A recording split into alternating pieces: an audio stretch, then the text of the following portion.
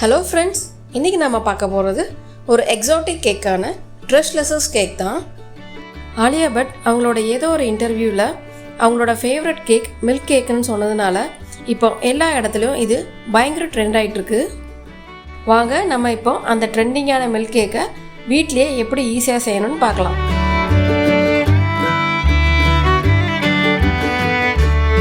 First 3 முட்டையை எடுத்து yoke தனியாக ஒயிட் தனியாக செப்பரேட் பண்ணிக்கணும்.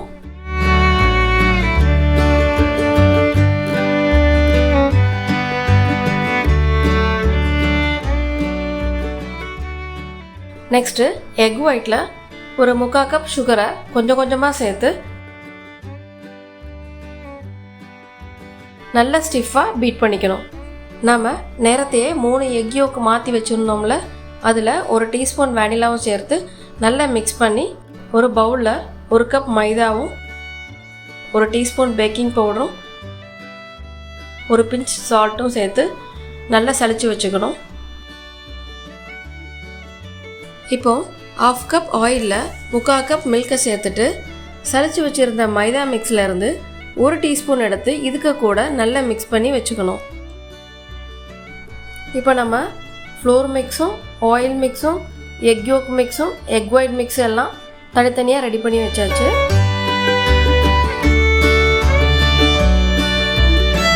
அடுத்ததாக இந்த எக் ஒயிட் மிக்ஸ் கூட இந்த எக் யோக் மிக்ஸை நம்ம ஸ்லோவாக மிக்ஸ் பண்ணிக்கலாம்.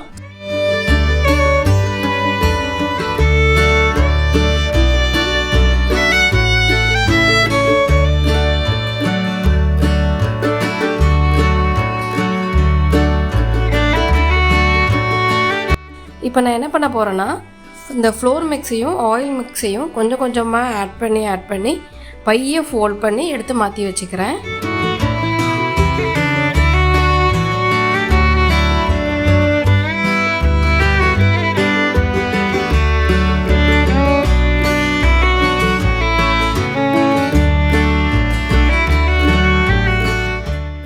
இப்போ இந்த பேட்டரை நான் 2 6 இன்ச் ட்ரேயில் ஊற்றி பேக் பண்ண போகிறேன். இந்த பேட்டரியில் ட்ரான்ஸ்ஃபர் பண்ணதுக்கப்புறம் டூத் பிக்கை வச்சு இப்படி ஏர் பபிளை கிளியர் பண்ணிக்கிறேன். இப்படி நல்லா டேப் பண்ணிவிட்டு 160 டிகிரியில் 30 மினிட்ஸ் பேக் பண்ணி எடுத்துக்கணும். நெக்ஸ்ட்டு மில்க் சிரப் ரெடி பண்ணிக்கலாம். அதுக்கு ஒரு ஜாரில் 1 கப் மில்க்கு, 1/2 கப் மில்க் மேடு, 1/2 கப் விப்பிங் க்ரீம். பார்க்கும்போது உங்களுக்கே தெரியும் திக் கன்சிஸ்டன்சியாக இருக்கணும். அப்படி தின்னாக இருந்துச்சுன்னா கொஞ்சம் மில்க் மேட் ஆட் பண்ணிக்கலாம்.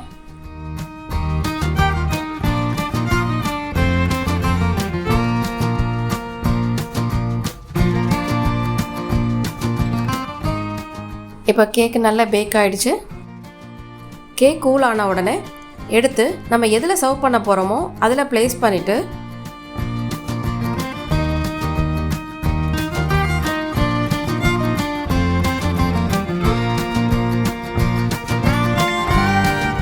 இந்த மாதிரி டூத் பிக்கை வச்சு நல்லா குத்தி விட்டுட்டு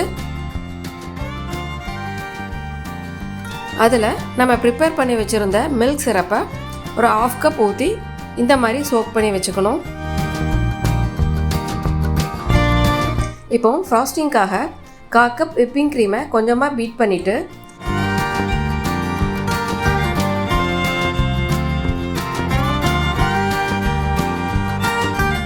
இந்த மாதிரி பைப்பிங் பேக்கில் வச்சு உங்களுக்கு எந்த டிசைன் ஈஸியாக வருதோ அந்த டிசைனை மேலே டிசைன் பண்ணிக்கோங்க. மேலே டிசைன் எதுவும் பண்ணாமல் சும்மா விப்பிங் க்ரீமை ஸ்ப்ரெட் பண்ணி வச்சாலுமே பார்க்க நீட்டாக தான் இருக்கும்.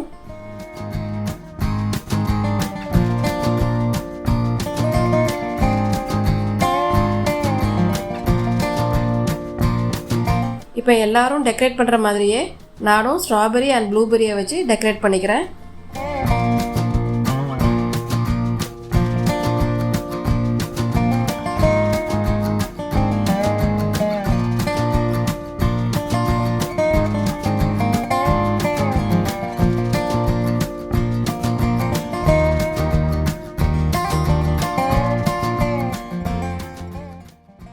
இப்போது ஒரு லிட்டை வச்சு கவர் பண்ணி உங்கள் லேபிள் எதுவோ அதை ஒட்டி 500 rupees வச்சு சேல் பண்ணிக்கலாம். எப்படியும் இது ஒரு 1/2 kg கிட்ட வரும். இதுக்கு கூடவே நம்ம பேலன்ஸ் உள்ள மில்க் சிரப்பையும் ஒரு செப்பரேட் கண்டெய்னரில் பேக் பண்ணி அதுவும் சேர்த்து கொடுக்கணும். ஃபைனலாக இதை எப்படி என்ஜாய் பண்ணி சாப்பிட்ணுன்னு ஒரு மெத்தடும் இருக்குது. இது எப்படின்னா, இந்த மாதிரி ஸ்லைஸாக கட் பண்ணி ஒரு பிளேட்டில் ட்ரான்ஸ்ஃபர் பண்ணிவிட்டு மில்க் மேட் சிரப்பை இதை சுற்றி ஊற்றிட்டு, இது வரைக்கும் எந்த கேக்கும் இந்த மாதிரி ரசித்து சாப்பிட்ருக்க மாட்டீங்க. அந்த அளவுக்கு நல்ல டேஸ்டியான கேக்கு தான் இந்த ட்ரெஸ்லெஷியஸ் கேக்.